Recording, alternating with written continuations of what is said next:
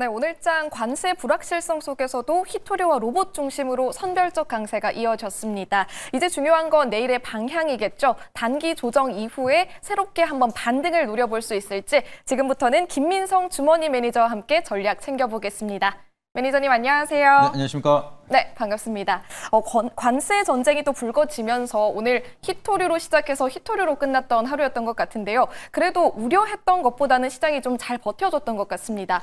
매니저님은 오늘 시장 어떻게 보셨을까요? 네, 말씀 주신 것처럼 이제 최근 들어서 기초 체력이 굉장히 좋아졌다라고 좀 생각이 되고 있습니다. 그래서 주말에 굉장히 다행인 게 중국이 약간의 스탠스가 히토류를 완전하게 차단한 건 아니다라는 좀 약간 방향성을 유하게 얘기를 하다 보니까 비트코인도 급락이 나타났다가 조금씩 회복을 하면서 상승을 보여줬고요. 그리고 장시작 전부터 미선물은 반등이 나오다 보니까 국내 증시에 대한 타격은 어느 정도 제한적이었다라고 좀 보시면 좋을 것 같습니다. 근데 그럼에도 외국인들은 고환율에 대한 리스크 때문에 매도가 보여졌지만 개인들에 대한 수급을 통해서도 지수가 잘 버텨줬다라는 것만 보더라도 과거랑은 다르게 이제 기초 체력이 굉장히 탄탄하기 때문에 이 조정 구간이 이어진다 하더라도 회복 속도가 좀 더 빠르게 이어질 수가 있다. 그렇기 때문에 지금은 지수는 이미 추세를 상방으로 뚫고 가고 있기 때문에 너무 걱정할 필요는 없고 상승에 대한 모멘텀이 조정 이후에 또 이어질 수가 있다 보니까 거기에 대한 포커스를 좀 더 맞춰보는 게 좋다라고 말씀드려보도록 하겠습니다. 네, 잠깐 숨고르기 하는 것일 뿐 시장은 무너지지 않았다라는 점 긍정적인 신호로 해석해 볼 수 있겠고요. 오늘 본격적으로 시작하기에 앞서서 매니저님이 이 시간에 주셨던 종목들 한번 살펴볼게요.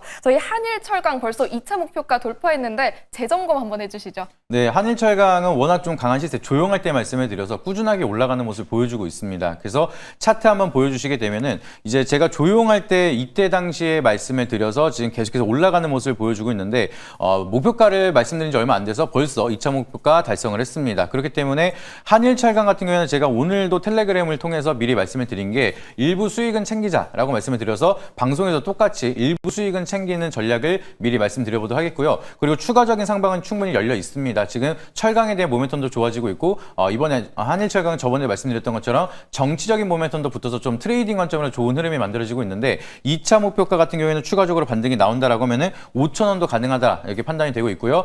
익절가 라인도 제시드리도록 하겠습니다. 익절가 라인은 4,000원대의 라인을 좀 다시 한번 깬다라고 하면 수익 챙기자는 전략으로 말씀드려보도록 하겠습니다. 네, 한일철강 계속해서 목표가 제시해 주셨으니까 지켜보셔도 좋을 것 같고요. 그리고 하이젠 R&M 로봇 탑픽 종목으로 꼽아주셨는데 금요일부터 심상치 않다가 오늘도 계속해서 시세 분출하고 있어요. 네, 하이젠 R&M은 약간 여유 있게 목표가를 제시드렸는데 그거를 또 돌파를 했습니다. 그렇기 때문에 오늘도 일론 머스크가 이제 생각만 하면 로봇팔이 움직여진다라는 얘기가 나오면서 로봇 관련된 시세가 많이 분출하는 모습이 만들어지고 있습니다. 그래서 여전히 이제 4차 산업에 대한 기대감 형성이 되고 있고 하이젠 R&M도 여기에 대한 모멘텀 지속적으로 이어진다라고 하면은 로봇주들에 대한 시세 추가적으로 기대해 볼 수가 있다 보니까 여기서 끝나는 게 아니라 2차 목표가 6만 원까지도 가능하다라고 좀 말씀을 드리면서 좀 더 여유 있게 홀딩해 보자 말씀드려보도록 하겠습니다. 네, 상방 충분히 열려 있다고 말씀해 주셨으니까 계속해서 홀딩해 보도록 하겠습니다. 그럼 이제 다음 주를 위한 키워드 알아보도록 하겠습니다. 오늘 어떤 키워드 준비해 오셨을까요? 네, 오랜만에 과거에 썼던 키워드 다시 한번 가져왔습니다. 다시 한번 노이즈가 만들어지고 있기 때문에 이거를 피해갈 수 있는 관세 무풍지대라는 키워드 한번 체크드려 보도록 하겠습니다. 네, 오늘 키워드로 관세 무풍지대 꼽아주셨고요. 어울리는 테마도 한번 살펴보도록 하겠습니다. 첫 번째 테마 어떻게 뽑아주셨을까요? 네, 저희가 과거에도 관세액이 나오면은 이제 회피 자금들이 이쪽으로 처음에 몰렸습니다. 그래서 오늘도 마찬가지로 다시 한번 볼 수 있는 엔터 테마 쪽을 한번 체크를 드려보도록 하겠습니다. 네, 첫 번째로는 엔터 테마 뽑아주셨습니다. 사실 K 콘텐츠가 확실히 관세나 무역 이슈랑 관련이 좀 멀다 보니까 이런 구간에서 방어주 역할을 해줄 수 있을까라는 생각도 들어요. 맞습니다. 아무래도 이제 관세에 대한 모멘텀을 조금 우려감이 피할 수 있는 산업이기 때문에 다시 한번 이제 히토류라든지 관세라든지 이런 얘기가 나오면은 이쪽에 대한 자금들이 좀 해지 자금으로 빠질 가능성이 높습니다. 그만한 실적도 찍고 있기 때문에 NH투자증권 같은 경우에는 엔터 종목 같은 경우에는 단기 조정이 이어지고 있긴 하지만 체력은 더 탄탄해져서 반등이 나올 수 있을 거라는 전망이 만들어졌고요. 그리고 오늘 같은 경우에도 좀 반등이 나온 종목들이 보여지고 있습니다. 그리고 하나증권 같은 경우에는 미디어주랑 엔터주 같은 경우에는 과거부터 트럼프 관세에 대한 영향이 제한적인 대표적인 산업이다라고 얘기한 만큼 이번에도 관세에 대한 노이즈가 만들어진다라고 하면은 이 회피 자금들이 엔터 쪽으로 수급이 쏠릴 수가 있다 보니까 보니까 다시 한번 관심을 갖고 지켜봐도 좋다라고 말씀드려보도록 하겠습니다. 네, 증권가에서도 긍정적인 전망 계속해서 내놓고 있고요. 그럼 관련해서 저희가 어떤 장점 체크해 볼 수 있을지 한번 정리해 주시죠. 네, 장점이라고 하면은 방금 말씀드렸던 것처럼 이 노이즈 속에서 계속해서 이제 회피 자금들에 대한 수급이 지속적으로 이어질 수 있다는 게 가장 커다란 장점이지 않을까 말씀을 드리도록 하겠습니다. 그래서 지금도 미국이랑 중국이랑 다시 한번 노이즈가 만들어지고 있는 상황이기 때문에 이 히토류에 대한 카드가 만들어지면서 히토류 관련주들이 또 움직이고 있거든요. 근데 여기서 후속적으로 이제 트럼프가 다시 한번 관세에 대한 얘기가 나온다라고 하면은 국내 증시에도 우려감이 커지면서 자금들이 또 엔터 쪽에 대한 수급이 쏠릴 수가 있습니다. 그렇기 때문에 추가적인 상방이 열릴 수가 있다는 게 지금 같은 구간은 가장 커다란 장점이라고 보시면 좋을 것 같고요. 이거 외에도 중국에 대한 무비자 입국 허용이 이어지고 있다 보니까 중국에서 한국으로 들어온 김에 또 굿즈라든지 앨범을 판매가 또 늘어난다라고 하면 실적에 대한 모멘텀까지도 직접적인 수혜가 이어질 수가 있다 보니까 실적에 대한 모멘텀 그리고 테마적인 모멘텀이 가장 커다란 장점이라고 보시면 좋을 것 같습니다. 네, 지금처럼 불확실성이 만연할 때 충분히 매력적일 수 있는 엔터테인먼트 테마의 장점 꼽아주셨습니다. 그럼 어떤 부분을 유념해야 될까요? 가장 커다란 장점은 이제 좀 재미가 없습니다.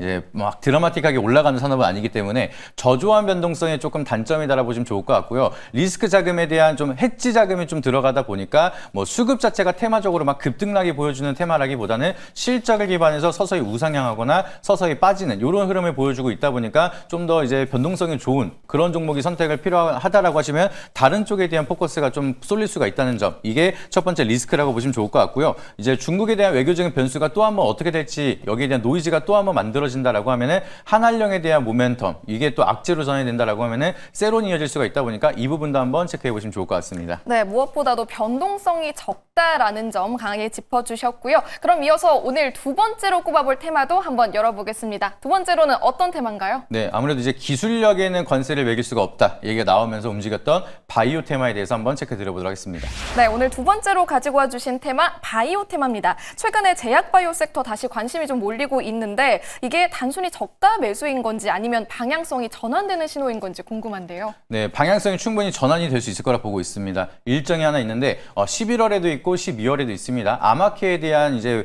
모멘텀이 본격적으로 이제부터 시작이 될 수가 있기 때문에 K바이오 이제 3대 아마케에서 유럽 아마케인 이제 ESMO의 차세대 항암제 연구 결과를 공개한다라는 얘기가 나오고 있습니다. 그래서 한미약품이랑 이제 리가켄 바이오 같은 경우에는 글로벌 임상 1상에 대한 결과 발표를 진행을 한다라고 밝힌 바가 있기 때문에 여기에 대한 모멘텀, 참여하는 기업들에 대한 기대감 다시 한번 커질 수가 있다는 점 체크해 보시면 좋을 것 같고요. 이제 항암제 임상 데이터가 이 기업뿐만 아니라 많은 K바이오가 대거 출격을 하면서 결과치를 발표한다라고 하면은 바이오에 대한 사이클 다시 한번 커질 수가 있다 보니까 이 부분 체크해 보시면 좋을 것 같습니다. 네, 암학회 관련해서도 주목해 볼 수 있겠습니다. 바이오 섹터의 장점 구체적으로 꼽아본다면 뭐가 있을까요? 가장 커다란 장점은 이제 일정이 남아 있다는 거. 그러면 일정에 대한 모멘텀이 좀 더 명확하게 갈 수가 있는 기업들을 선별할 수가 있는 게 가장 큰 장점이라고 보시면 좋을 것 같습니다. 그래서 11월에도 암학회가 있고요. 12월에도 학회가 있기 때문에 세계 암학회에 대한 일정 기대감 속에서 수급이 들어올 수 있다. 그러면 서서히 움직일 수 있는 재료들이 만들어지고 있다는 게 커다란 장점이라고 보시면 좋을 것 같습니다.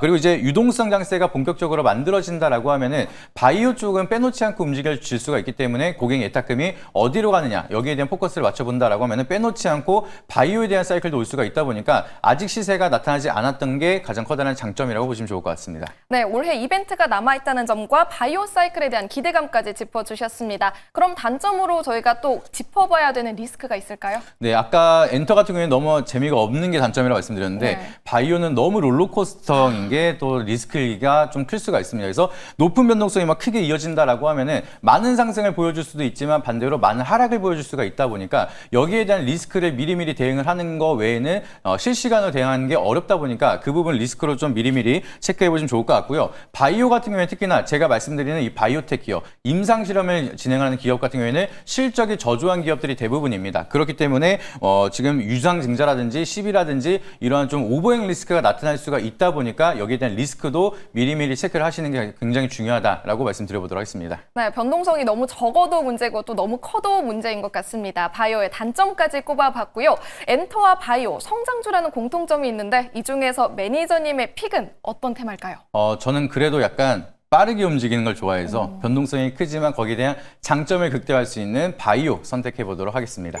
네, 오늘 탑으로 선택해주신 테마 바이오 테마로 골라주셨고요. 관련해서 주목해보면 좋을 종목도 있을까요?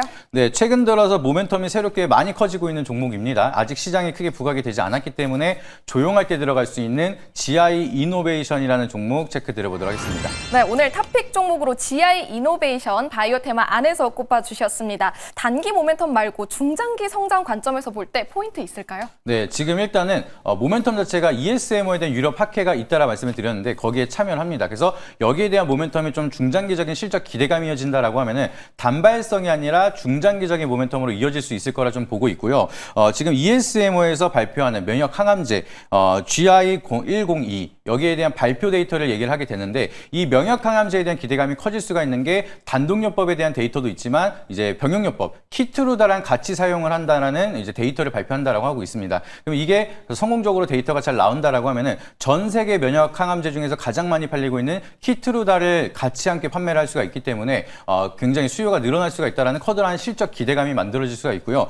두 번째로는 이제 알레르기 치료제인 레시게르셉트에 대한 원 개발사가 바로 GI 이노베이션이라 보시면 되겠습니다. 그래서 이게 무슨 얘기냐면은 과거에 우리가 오스코텍이 레이저 티닙을 만든 다음에 유한양이 이걸 렉라자로 개발해서 상용화를 성공을 했습니다. 근데 마찬가지로 GI 이노베이션이 만든 레시게르셉트가 이번에 유한양행이 기술 이전을 한 다음에 새롭게 임상 데이터를 지금 계속해서 만들어가고 있습니다. 그래서 마찬가지로 여기에 대한 상용화가 성공이 된다라고 하면은 로열티를 같이 나눠 가져갈 수가 있기 때문에 단순하게 이제 오스코텍에 대한 후발주로 GI 이노베이션이 추가적으로 좀 모멘텀이 커지고 있다 보니까 지금부터 우리가 주목을 한다라고 하면은 장기적인 모멘텀이 커질 수가 있다는 점 이게 가장 커다란 메리트라고 보시면 좋을 것 같습니다. 네, GI 이노베이션의 모멘텀까지 짚어주셨습니다. 기술 수출 등등의 기대감이 현재 주가에 아직은 반영되지 않은 상태인 걸까요? 맞습니다. 지금 차트 한번 보여주시게 되면은 여전히 좀 조용한 흐름을 많이 보여주고 있는 상황입니다. 그렇기 때문에 가격적인 메리트가 있고요. 제가 말씀드렸던 이 모멘텀들은 결국에 시장에는 한 번은 부각이 될 수가 있기 때문에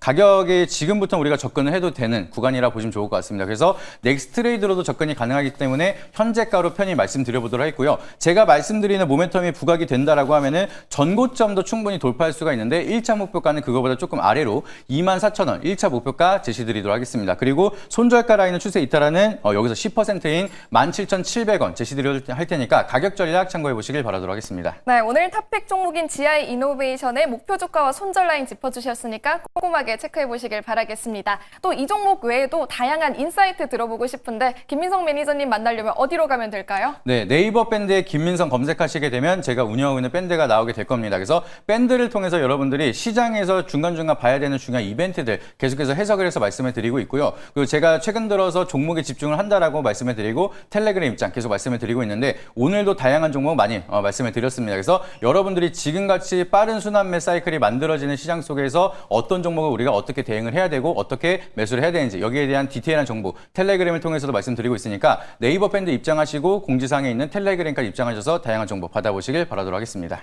네, 김민성 매니저님의 네이버 밴드 그리고 텔레그램까지 꼭 참고해 보시길 바라겠습니다. 매니저님 고맙습니다.